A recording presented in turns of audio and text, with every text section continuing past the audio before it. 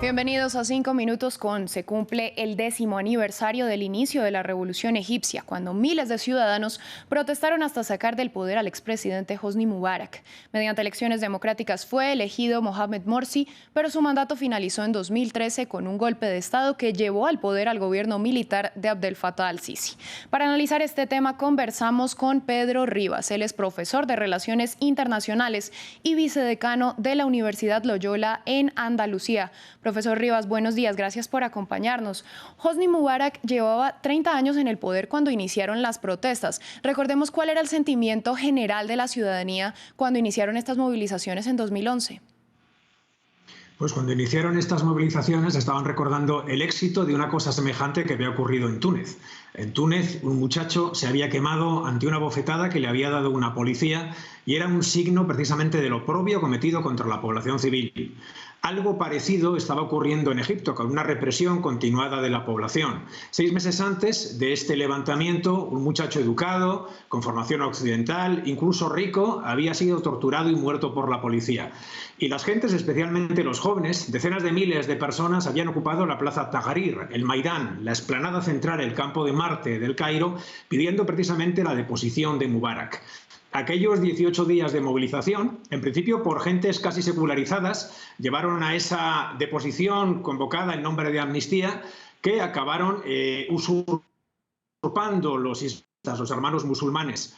En cierta medida gracias, y digo gracias, a la eficacia que tuvo Al Jazeera, la emisión catarí que durante 18 días de forma ininterrumpida estuvo emitiendo esta toma de la plaza Tahrir y daba la sensación de que los hermanos musulmanes eran quienes estaban dirigiendo aquello cuando en realidad estaban fagocitando esa revolución popular. Profesor, derrocar a Mubarak era el objetivo principal desde el inicio del movimiento. ¿A qué más aspiraba el pueblo egipcio cuando se logró la salida de Mubarak del poder?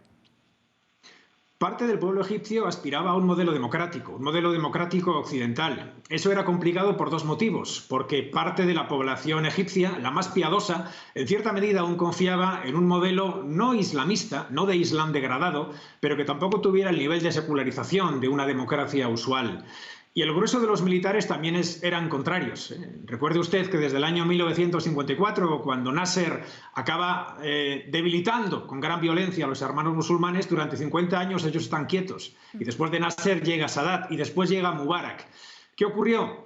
Que en realidad aquella revolución que intentaba implantar un régimen político distinto, los hermanos musulmanes acabaron ganando las elecciones. Y tras un año en el poder, precisamente al-Sisi dio un golpe de Estado, volviendo a llevar una tradición profundamente militarizada que era la de Egipto, con un problema añadido a la de los tiempos de Mubarak, unos niveles de represión y de muertes aún mayores que los que habían tenido, haciendo casi bueno al viejo dictador que había gozado del respaldo occidental. Profesor, Mohamed Morsi de los hermanos musulmanes duró apenas un año en el poder tras haber sido el primer presidente electo democráticamente. ¿Por qué falló este experimento democrático? Cuando los hermanos musulmanes toman el poder, tienen el respaldo de Qatar e incluso tienen 3.000 millones de dólares de esta monarquía del Golfo precisamente para mantenerse en el poder. Eso atemoriza a Arabia Saudí y atemoriza también a otras monarquías que están en la margen izquierda del Mar Rojo.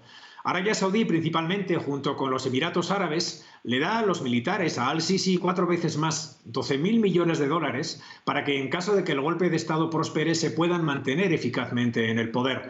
Y eso es lo que ocurrió. Al margen del golpe de Estado de los militares, un equilibrio de fuerzas que estaba planteando lo siguiente.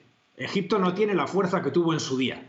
Ha engordado, ha envejecido, está miope, pero no se puede dejar llevar a caer por una fuerza revolucionaria como es ese Islam político de los hermanos musulmanes. Habrá que retornar a un orden autoritario que mantenga estable la región para que, entre otras cosas, el conflicto palestino-israelí no se degrade y para que el yihadismo, especialmente el del Sinaí, no se fortalezca. Esos son 2 grandes vectores que, en cierta medida, facilitaron el retorno de los militares y que hicieron que los occidentales, Europa incluida, con frecuencia miraran para otro lado. Profesor, muy brevemente, cuando Abdel Fattah al-Sisi llegó a la presidencia, en 2014, ¿hay más represión en este momento? ¿Hay más violencia? Hay más violencia, hay más gente en las cárceles, hay más juventud emigrando y hay aún más pobreza. Tengan en cuenta que de los 80 millones de egipcios, el 50% tienen menos de 25 años, tienen pocas oportunidades e incluso algunos oyen en sus casas que estaban mejor con Mubarak. Sí. Dense cuenta entonces de cuál es la situación en este momento en el país. Profesor, muchas gracias a ustedes. Gracias por acompañarnos. Continúen con nosotros en France 24.